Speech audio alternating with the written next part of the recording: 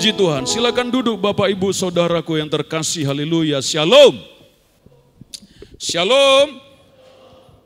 Ada kabar? Barigas, amin, semua sehat, semua diberkati oleh Tuhan, amin. Bapak Ibu Saudara yang terkasih, kita mau masuk dalam kebenaran firman Tuhan. Kita adalah orang-orang yang berbahagia di dalam Tuhan, amin. Kita gereja Tuhan yang terus bergerak dalam kegerakan Tuhan. Saudara, pada akhir-akhir zaman ini saudaraku, iblis itu gencar untuk bekerja, ya, mau menghancurkan kehidupan manusia ini, saudara.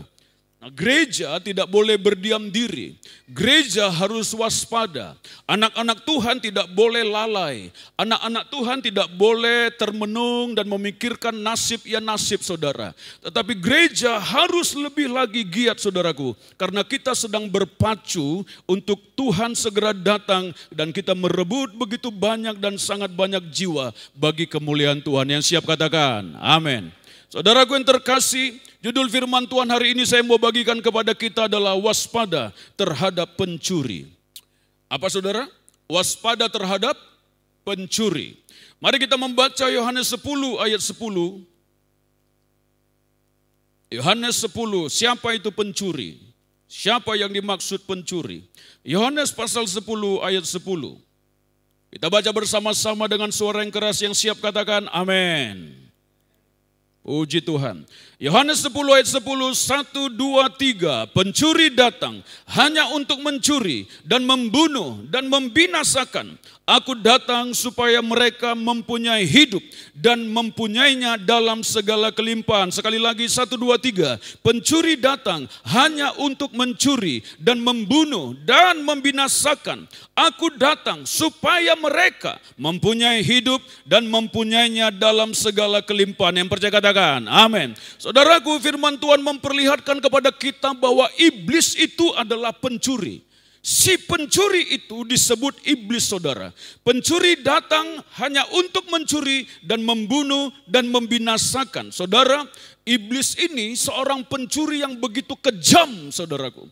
Dia tidak pernah ada belas kasihan dalam dirinya, saudara. Dia begitu kejam, dia begitu jahat, saudara. Si pencuri ini, saudara, bukan mencuri harta benda kita, saudaraku. Dia mencuri hidup manusia ini, saudara. Dan dia mencuri dan membunuh dan membinasakan manusia itu. Itulah sebabnya iblis ini, si pencuri ini begitu kejam, begitu jahat sekali.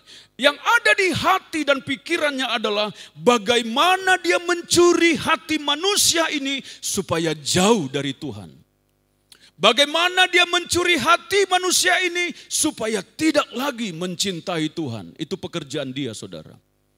Bagaimana dia mencuri hati manusia ini sehingga dia bisa menguasai kehidupan manusia itu, saudara. Itulah iblis. Dan ternyata firman Tuhan menunjukkan bukan hanya dia mencuri hati manusia, tetapi dia membunuh hidup manusia itu dan membinasakan dia dalam kekekalan. Wow, mengerikan ini, saudara. Nah, maksudnya adalah supaya kita menyadari bahwa kita sedang berada di dalam medan peperangan, saudara. Kita harus menyadari bahwa hidup kita ini begitu rentan sekali apabila kita tidak berada di dalam zona hadirat Tuhan. Saudaraku, itulah sebabnya, saudara, ada begitu banyak anak-anak Tuhan berhasil dicuri oleh iblis hatinya. Dulu mengasihi Tuhan luar biasa. Dulu mencintai Tuhan luar biasa. Dulu melayani luar biasa. Dulu rela berkorban luar biasa, saudara. Tetapi coba perhatikan. Ada orang-orang yang menjauh dari Tuhan. Ada orang-orang yang tidak lagi panas hatinya kepada Tuhan. Ada orang-orang tidak lagi menggebu 1-2 tahun, wah luar biasa. Tetapi iblis memberikan persoalan-persoalan. Iblis menawarkan, saudara, sesuatu yang sepertinya baik, saudara. Dia mau mencoba mencuri hati anak-anak Tuhan, saudara. Dia coba mencuri, mengganggu pikirannya. Berkata sesuatu yang miring tentang saudara seiman. Berbicara tentang gereja yang tidak baik sehingga terjadi pemberontakan-pemberontakan. Iblis berhasil mencuri. Akhirnya tidak lagi malas, sudah malas. malas ke gereja, malas melayani, malas berkumpul saudara. Dan iblis membunuh kerohaniannya saudaraku. Dan akhirnya saudara, ada banyak orang yang mati dalam kebinasaan. Itulah sukacita iblis. Kita harus mengerti kuasa kegelapan itu saudara. Dia mau mencuri hidup kita. Kita harus waspada. Amin saudara. Saudaraku yang terkasih, bukankah Efesus 6 ayat 11 berkata, kenakanlah seluruh perlengkapan senjata Allah supaya kamu dapat bertahan melawan tipu muslihat iblis. Iblis itu sebenarnya enggak ada kuasanya apa-apa kepada Tuhan dan kepada anak Tuhan, enggak ada. Pada saat kita berkata dalam nama Yesus, maka kuasa kegelapan itu akan menyingkir saudara. Enggak ada kuasanya kalau roh jahat itu. Tetapi dia diberi kuasa saudara dengan tipu muslihatnya. Dikenal berarti dia sebagai seorang bapak pembohong, tipu muslihat, menipu manusia ini. Begini aja kau lakukan, nanti kau akan pasti berhasil. Enggak usah terlalu seriuslah kepada Tuhan. Ya kejarlah apa yang kau mimpikan itu, maka kau pasti akan berhasil. Sehingga orang mengejar dengan kekuatannya sendiri saudara. Dan dia menyimpang saudara dari iman saudara. Dan akhirnya terperosok. Jatuh dalam berbagai-bagai duka kata firman Tuhan kan. Di 1 Timotius saudaraku. Karena mengejar uang, mengejar kekayaan, mengejar kesuksesan di luar Tuhan pasti hancur. Karena tidak ada penopang yang kuat saudara. Penopang hidup kita bukan logika kita. Penopang hidup kita bukan kecerdasan otak kita. Penopang hidup kita bukan titel-titel yang kita dapatkan dalam pendidikan kita saudara. Penopang hidup kita bukan harta kekayaan kita, bukan kehebatan kita saudara. Tapi penopang hidup kita adalah Tuhan. Apakah saudara ditopang oleh Tuhan? Apakah saudara dijaga oleh Tuhan? Apakah saudara menjadikan Yesus sebagai dasar pijakan saudara untuk sebuah kesuksesan dalam keberhasilan hidup saudara? Apakah Yesus yang menjadi dasar segala sesuatu sehingga kebenaran kita lakukan, sehingga kita akan masuk kepada apa yang Tuhan janjikan? Bukankah Tuhan berkata, renungkanlah firman itu siang dan malam, bertindaklah hati-hati supaya perjalananmu akan berhasil dan engkau akan beruntung. Yesus dasarnya saudara. Tetapi iblis mau coba menipu daya kita saudara. Gak usah terlalu serius lah. Ikut Tuhan itu gak usah terlalu serius lah. Ya kan? Ngeri kita saudaraku. Kalian sajalah yang melayani. Itu bagian kalian, saya gak usah. Itu tipu muslihat iblis saudara. Supaya kita hancur dan binasa. Ya kan? Nah iblis itu disebut sebagai bapak segala pendusta. Yohanes 8 ayat 44 saudara. Yohanes 8 ayat 44 kita baca yuk bersama-sama. Yohanes 8 ayat 44 ada di depan 1, 2, 3. Iblislah yang menjadi bapakmu dan kamu ingin melakukan keinginan-keinginan bapakmu. Ia adalah pembunuh manusia sejak semula dan tidak hidup dalam kebenaran, sebab di dalam dia tidak ada kebenaran. Apabila ia berkata dusta, ia berkata atas kehendaknya sendiri, sebab ia adalah pendusta dan bapa segala dusta. Firman Tuhan menggambarkan bahwa iblis si pencuri itu bapa segala dusta. Dia hanyalah mendustai kehidupan manusia saudaraku. Dia membohongi manusia ini. Menyamar sebagai malaikat terang saudara. 2 Korintus 11 ayat 14 saudaraku saya bacakan. 2 Korintus 11 ayat 14. Hal itu tidak usah mengherankan. Sebab iblis pun menyamar sebagai malaikat terang. Tuliskan di situ. 2 Korintus 11 ayat 14. Iblis pun menyamar sebagai malaikat terang. Dia membohongi manusia saudara. Iblis ini mau mencuri hidup manusia. Dia berpura-pura baik kepada manusia. Dia berpura-pura menjadi malaikat terang. Berpura-pura sebagai penolong saudara dan penjaga. Ya.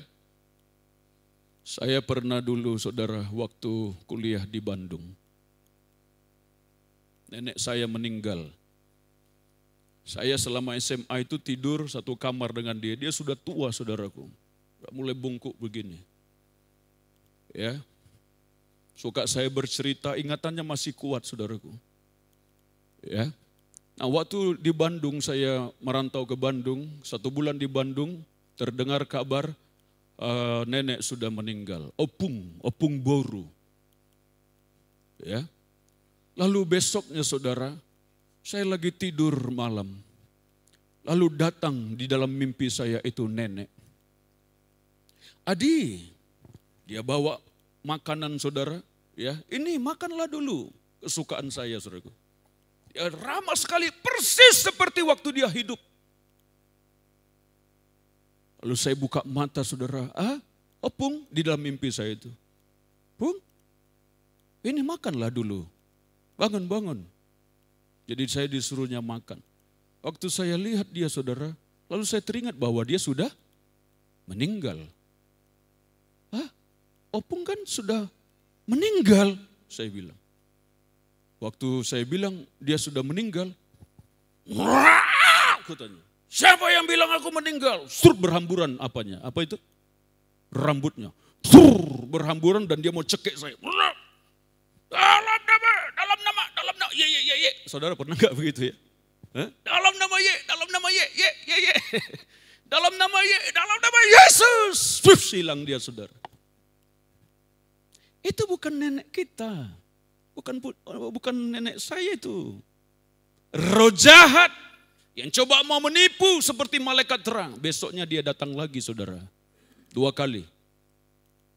Dia datang lagi dengan penampilannya itu, ya kan? Adi, ini buah makanlah dulu. Saya lihat saudara, saya sudah tahu. Itu bukan nenek saya. Nenek saya sudah di sorga. Dia sudah terima Yesus, memberi diri dibaptis.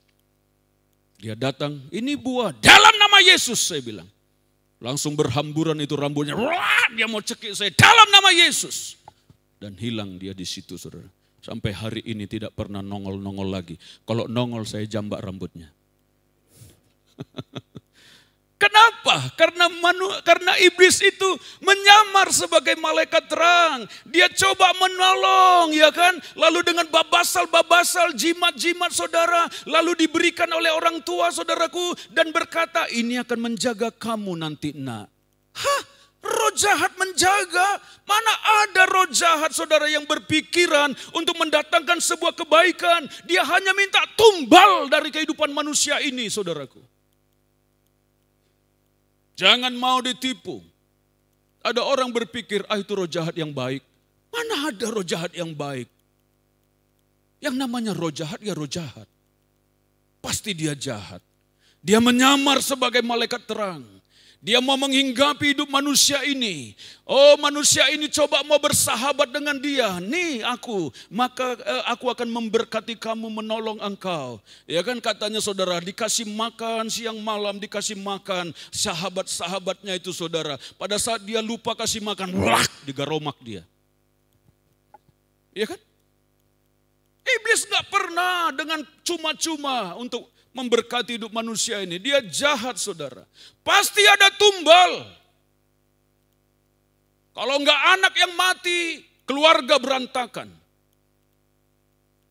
Suatu ketika kacau itu bisnisnya. Rusak saudara. Jangan mau ditipu, amin saudara.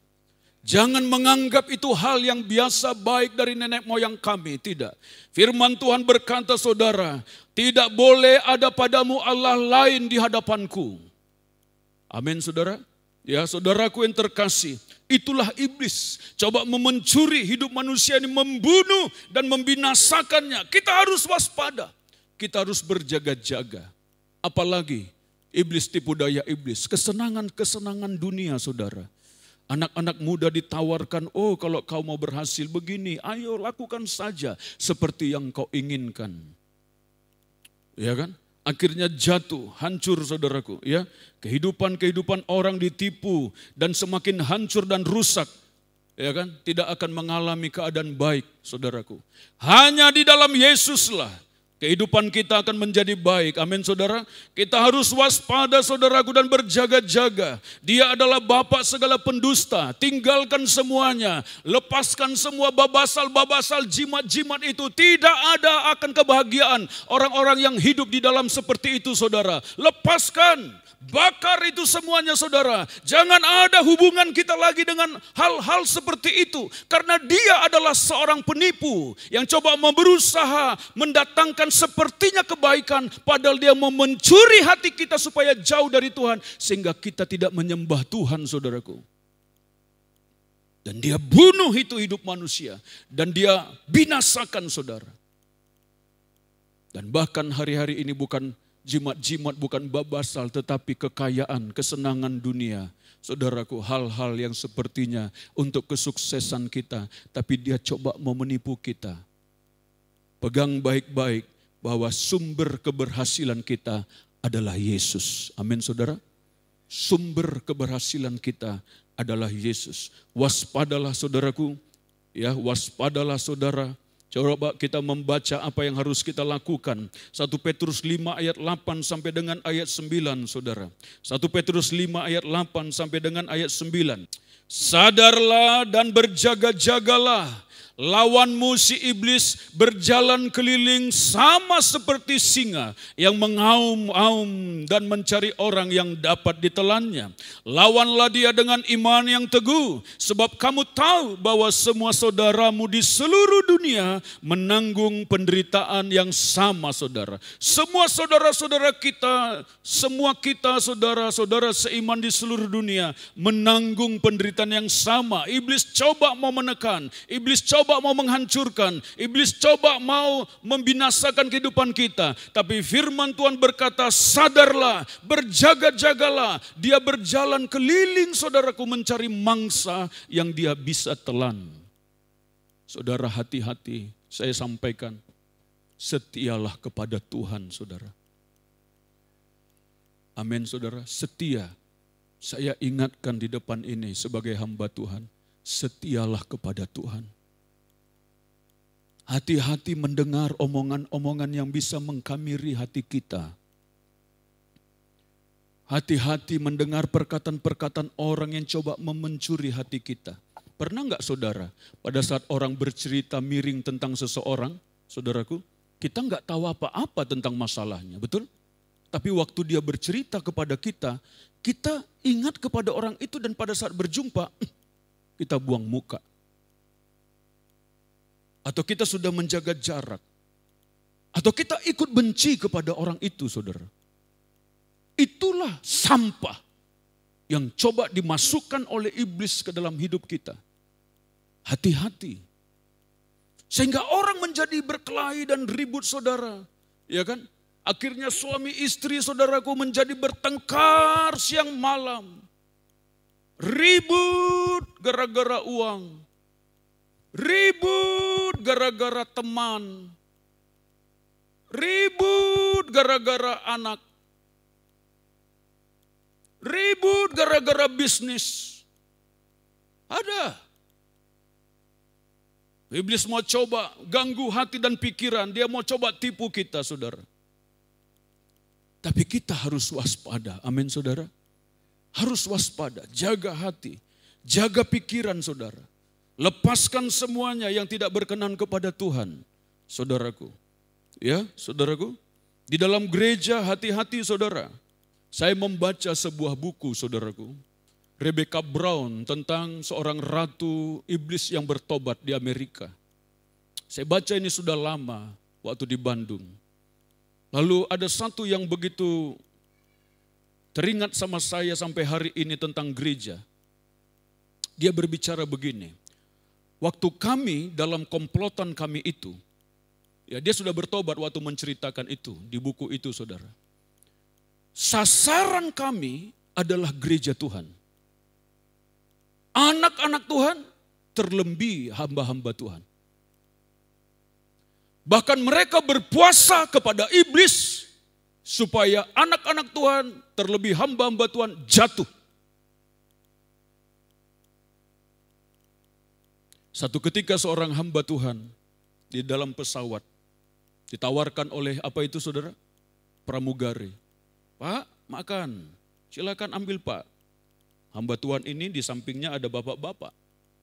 Bapak itu bilang, no, thank you. Tidak, terima kasih. Ramah sekali. Baik, wajahnya tidak sangar. Lalu datang lagi saudara karena perjalanan jauh ke luar negeri saudaraku, ya kan? Lalu ditawarkan lagi, no, thank you. Hamba Tuhan ini lihat, Bapak ini enggak makan-makan selama perjalanan ini. Lalu dia mulai ngobrol, Pak, enggak makan Pak? Enggak, saya berpuasa. Wow, luar biasa. Dia kira teman sepelayanan, betul? Ya kan? Lalu dia tanya, oh Bapak dari gereja apa? Dari Baptis? Oh no. Dari Pentakosta? Oh no. Dari gereja Betel, Barigas? Oh no. Ya. Tidak. Lalu Bapak dari mana? Dia penasaran saudara. Lalu dia bilang begini saudaraku. Saya dari gereja setan. Mereka terus terang saja. Saya dari gereja setan. Loh terus kenapa Bapak berpuasa? Kami berpuasa berdoa kepada iblis supaya anak-anak Tuhan hancur. Dan terlebih pendeta-pendeta hancur hidupnya. Mengerikan saudara.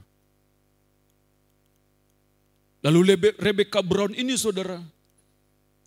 Kami punya strategi dan punya rencana yang sering kami lakukan adalah kami masuk ke dalam gereja-gereja. Bahkan terlibat dalam pelayanan. Tetapi tidak pernah mau bertumbuh untuk mengenal Tuhan. Tidak pernah mau meresponi apa yang Tuhan inginkan. Sepertinya baik dan tidak agak sulit dibedakan. Karena mukanya kali saudara. Dan apa yang kami lakukan di situ adalah membuat perpecahan dalam gereja. Ngomong ke sana, sebenarnya saya nggak suka lihat abang itu, bla bla bla bla bla bla. Aduh dia itu, bla bla bla bla bla bla. Ya kan? Lalu dia ngomong ke sana lagi. Aduh pendeta itu nggak diurapi oleh Tuhan, bla bla bla bla bla.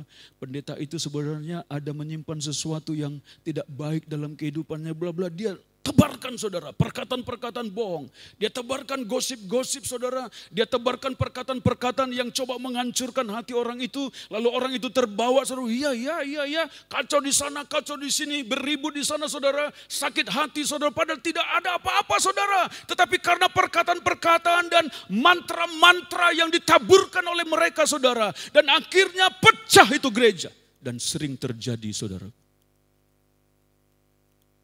Tapi satu ketika dia bercerita saudara di buku itu.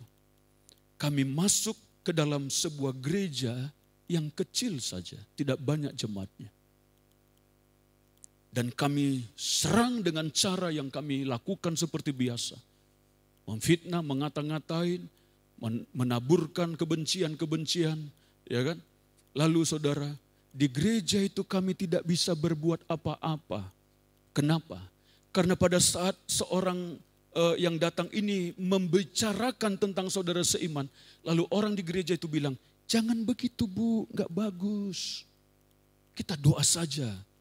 Jangan sampaikan kepada orang hal-hal yang begitu, perkataan begitu. Dalam nama Yesus, bahkan ibu ini didoakan saudara, jagai ibu ini hatinya Tuhan, jagai gereja Tuhan. Lalu dia pergi lagi ke sana saudara, sama persis. Jangan bilang begitu, itu menaburkan sebuah kebencian Bu. Gak boleh kita begitu di rumah Tuhan. Dia gak mampu, dia pergi ke sana lagi. Dia dikatain begitu juga. Jangan Bu, kita berdoa. Gereja ini adalah gereja yang suka berdoa. Saudara seiman dalam gereja itu suka berdoa saudaraku. Dan saling mengasihi. Dan akhirnya saudara, ibu ini mulai lambat-lambat laun mundur, saudara mundur. Dan tidak lagi ada di gereja itu. Di buku itu diceritakan begitu saudara. Iblis itu kerjanya menipu. Mau coba menghancurkan. Karena yang di luar sana enggak main sama dia. Orang-orang dunia sana yang tidak mengenal Tuhan itu enggak ada kekuatan untuk dia berperang dengan ilmunya saudara. Mereka itu merasa ada peperangan saudara, enak berperang kalau dengan orang beriman, anak Tuhan. Rasanya perlawanannya luar biasa. Terus mantra-mantra. Ada perkelahian. Wah, rasanya berat ini. Ada apa ini? Wah, mungkin ilmunya lebih besar dari saya. Suka dia, saudara. Dan bagaimana caranya jatuh itu anak Tuhan atau hamba Tuhan? Itu kesukaan mereka. Makanan yang paling empuk bagi mereka, saudara. Pada saat anak Tuhan jatuh. Kalah sama dia. Ya. Saudara pernah lihat di YouTube saudaraku di gereja di Afrika? Ada saat mereka menyembah Tuhan, bla bla bla, haleluya, saudara, ya kan? Dan tiba-tiba ada orang berdiri laki-laki langsung begini, saudara.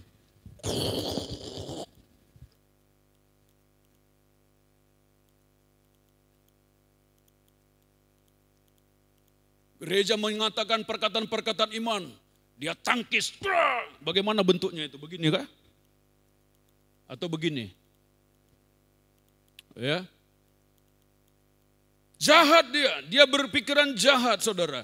Dia coba mau menghancurkan hidup manusia. Anak-anak Tuhan, hati-hati. Kita harus banyak berdoa. Kita harus waspada. Kita harus mendekatkan diri kepada Tuhan. Amin, saudara. Supaya kita terus berada di dalam apa yang Tuhan inginkan. Lawan dia dengan iman yang teguh, saudaraku. Ya. Lawan, sadarlah, berjaga-jagalah. Jangan main-main dengan hidup kita. Hati-hati, dia berjalan keliling seperti singa yang mengaum-ngaum. Ya, tahu saudara keliling kemana dia? Mencari orang yang bisa dia telan. Yang tidak berada di komunitas. Cobalah lihat itu. Tentang komunitas-komunitas. Ya pada saat harimau, singa mau mengintai. Dia mengintai domba yang agak keluar, saudara. Ya kan? Ya, menyimpang begitu. Dia kejar itu, saudara. Push, dia makan. Tapi kalau dalam komunitas, dia waspada dulu, takut dia, saudara. Dia hanya mengintai. Itu makanya perlu setia dalam komunitas anak-anak Tuhan. Berdoa bersama, waspada, saudaraku. Ya, karena kita punya lawan si iblis yang terus berkeliling mau menjatuhkan kita, saudara.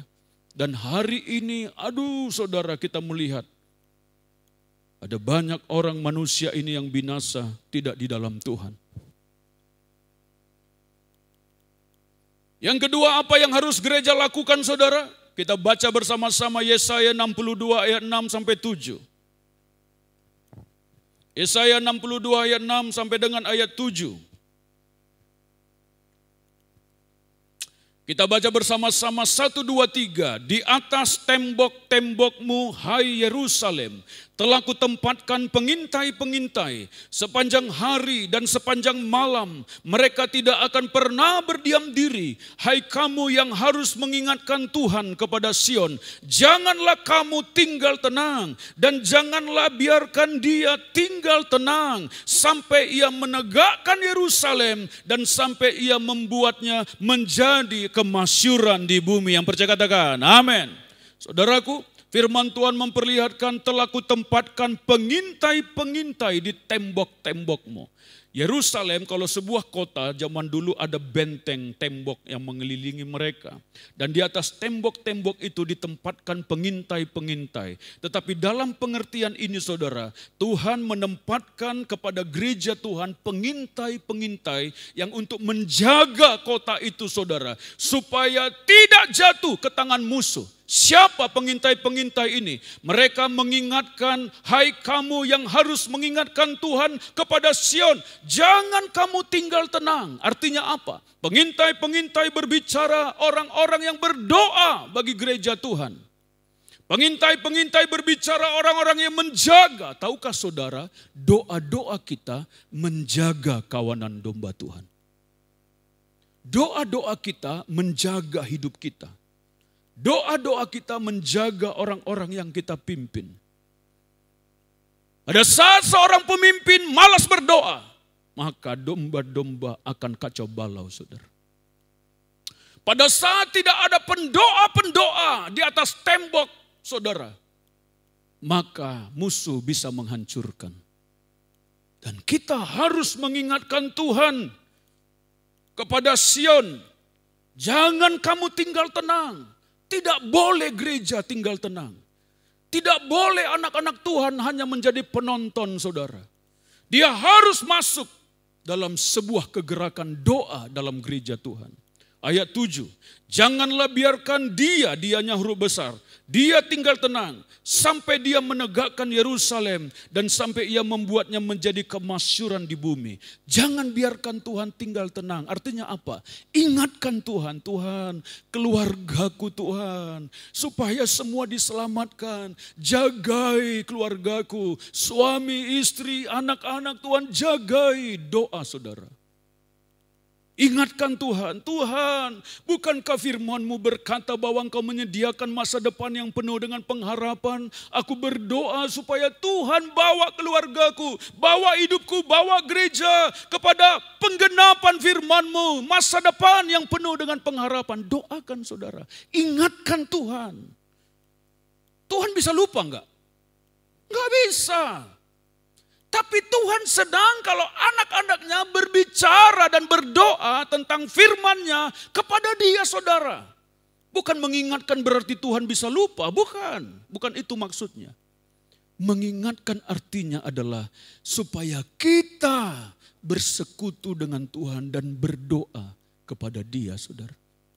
Dia bukan Tuhan yang pelupa. Tapi dia senang kepada orang-orang yang berdoa saudara. Mengingatkan atau berdoa, berseru, menyampaikan apa yang Tuhan firmankan. Janji-janji Tuhan. Ingatkan dia, doa kepada dia saudara.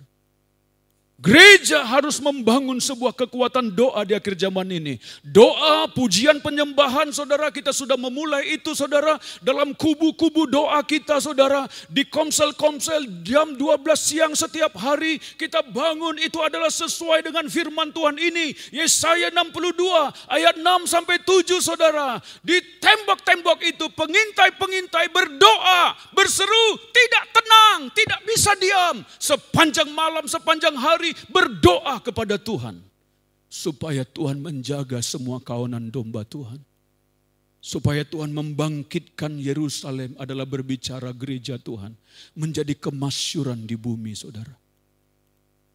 Maukah saudara berdoa bersama-sama?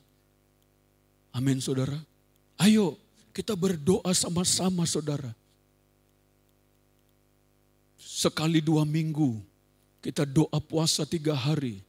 Sama-sama, dulu sekali sebulan, sekarang kita tingkatkan. Sekali 2 minggu, 3 hari, 2 minggu lagi ke depan 3 hari lagi. 3 hari kita doa untuk kita menjadi pengintai, artinya penjaga. Menjadi pendoa di hadapan Tuhan. Sehingga Tuhan saudara mendengar terus doa-doa kita. Dan dia tidak bisa tenang katanya sampai dia angkat itu Yerusalem menjadi kemasyuran di bumi ini. Sampai gereja Tuhan ini menjadi berkat bagi kota dan bangsa kita, bahkan bagi bangsa-bangsa. Amin, gempar. Amin saudara. Itu yang Tuhan ingin lakukan.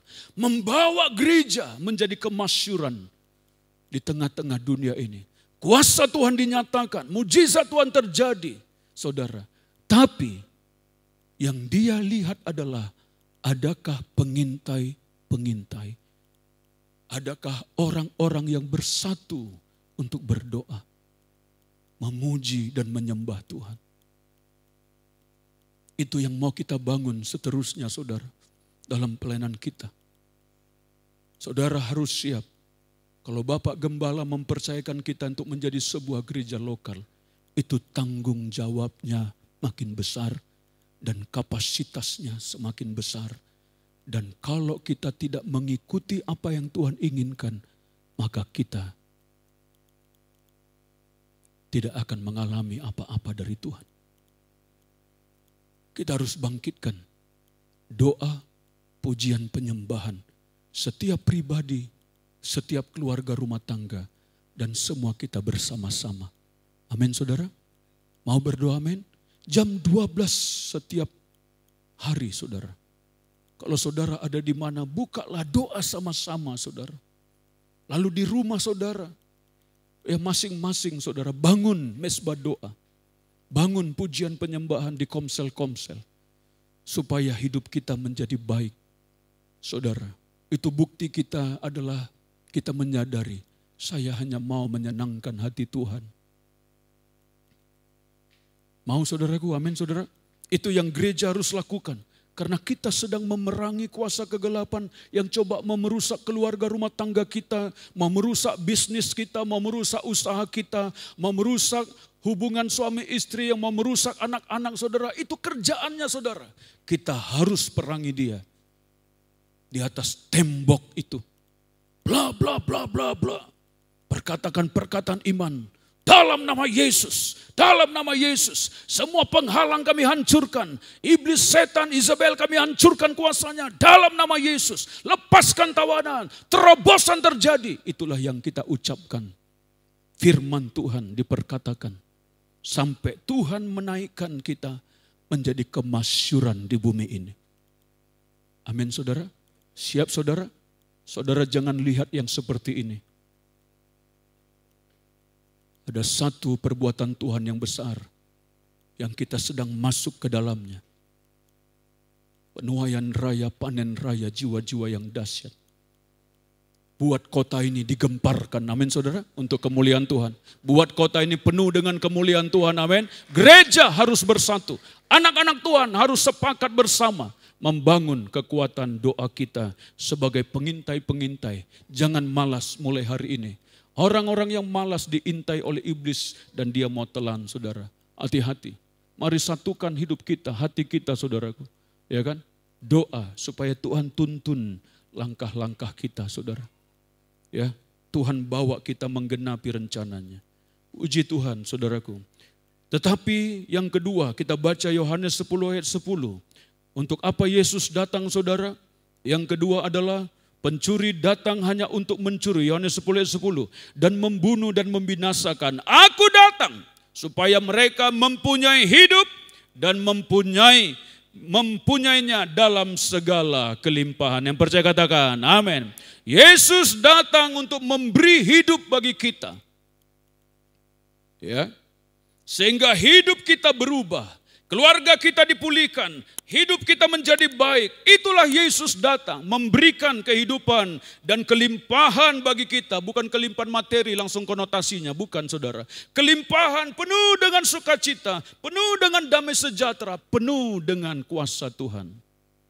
Amin Tuhan, bahkan juga berkat materi Tuhan berikan.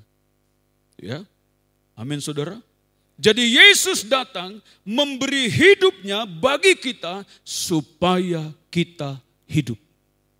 Tidak ada kehidupan yang sejati di luar Yesus, tidak ada. Itulah sebabnya bawa hidup kita, bawa keluarga, papa, mama, orang tua, kakek adik, ya, untuk kita bisa menyembah Tuhan. Amin saudara. Bawa supaya mereka mengalami hidup yang dari Tuhan. Karena Yesus datang untuk memberi hidup. Jangan lemah, amin saudara. Tetap semangat, amin. Jadi semangat memuji Tuhan saudara. Berapi-api saudaraku ya. Minta kuasa Roh Kudus. Tidak ada lagi loyo-loyo. Tidak laku lagi zaman sekarang ini loyo-loyo saudara. Ya. Malaikat tidak suka dan itu menjadi intaian iblis saja. Ya.